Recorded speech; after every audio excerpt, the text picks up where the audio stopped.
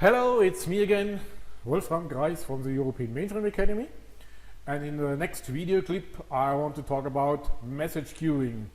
In the first video clip now in message queuing in general, to talk about the general concepts. And afterwards in the second video clip concerning the IBM product IBM MQ. I start now with message queuing. And in the past, we had monolithic applications with a network interface between a so-called thumb terminal and a mainframe. The network in the past normally was an SNA network, system network architecture, the proprietary network solution from IBM. And we have an interface between this thumb terminal and the mainframe, and this is the so-called 3270 interface. The application was, the whole application was running on the mainframe, and if we accessed a database as example, and in many cases relational databases, we had an interface between the application and the databases, and this is the SQL interface. And normally the application was designed with so-called embedded SQL, also called static SQL, because the SQL statements were embedded in a static form in the application. Things have changed in between, of course, and today we have client-server applications. I don't go into each and every detail now concerning client-server. I want just to emphasize on the business logic. So it means that two applications running on different platforms can have contact with each other, transfer data between applications. The applications can run on different platforms. And if we think about the history, it all started, as example, when we talk about web interfaces and so on, it started with HTTP.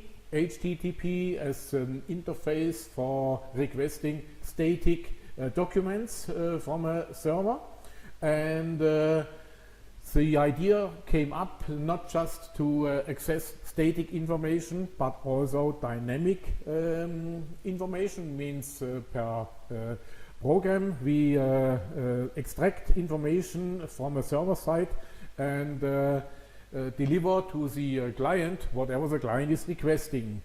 And I just want to talk about two interfaces that are important. One is RPC, from the idea, the remote procedure call. We had then afterwards also RMI remote method invocation, means it went into object orientation architectures, and we had CORBA in the past, and what is really an important technique, it's a generic term now, I show here, it's a MOM, and MOM stands for generic term for message-oriented middleware. Let's start with RPC and why RPC is a so-called synchronous interface, and how RPC is working. In the past, we had a program on the one side, program or subroutine or function or whatever it is called on the other side. And if we are in a heterogeneous environment on one platform, it's very easy. We have a program A. Program A makes a call on program B or function B or subroutine B, whatever it is called. And the call B now goes into program B. Program B is executed, does some instructions, and afterwards, after these instructions, program B returns. Returns means goes back into the program A and continues the execution where it stopped at the call of program B.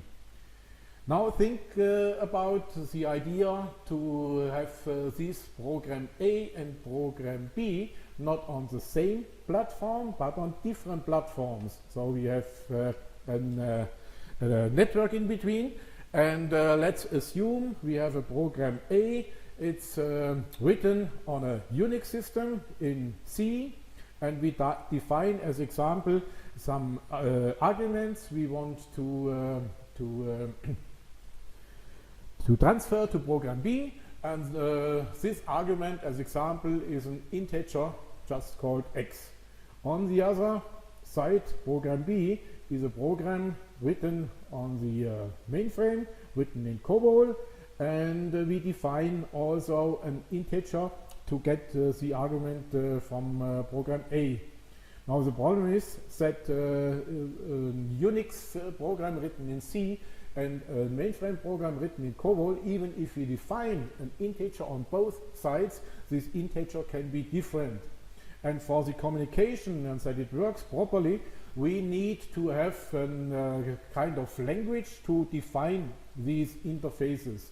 And this language is called interface definition language, to define what exactly is delivered as an argument to program B, and also normally from a function or subroutine we expect to have some return information, and also this return information must be defined.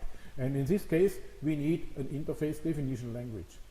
And now this is a so-called synchronous communication. Synchronous means we have the system and application we are calling must be up and running. Means the server where program B is running must be active, and the program B must also already be started to can take the request from program A, execute program B, and returns. And another important thing is that the process A, the program A, is blocked as long as the subroutine is running. And these things are not so good in heterogeneous environments, and that's why we had some other also synchronous activities in the past. I already mentioned RMI, remote method invocation, for Java environments.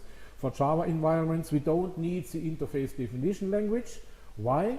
Because when we have on both sides a Java program and a Java and another Java object, we and define an integer in both cases, the integer is defined via Java standards. So it's the same, and we don't need an interface definition language with RMI. The other side is that we need to have and must have on both sides a Java program, and in many heterogeneous environments this is not the case. That's why Corba came up. Corba came up to also object-oriented. We can call different objects on other platforms, but again we have to define the interfaces, and also Corba needs something like an interface definition language. It's the same idea, but different implementation of defining such interfaces. Now the idea came up with message-oriented middleware. I mentioned when I talked about client-server environments. Again, we have a program A and a program B, and now the communication with message-oriented middleware is not synchronous, it's asynchronous. And the idea is a program A now executes some instructions and then makes a put to the other side. And put means it goes now into a queue. That's why it's called messaging and queuing.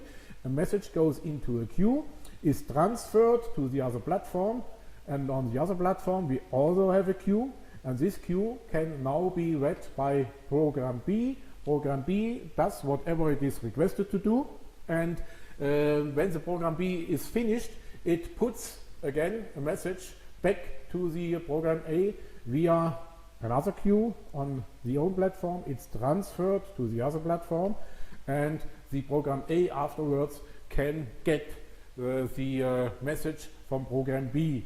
This is a asynchronous communication, and a really important aspect is that also the program A is not blocked during the execution of program B. It can do other things in between. That was the general information about messaging and queuing.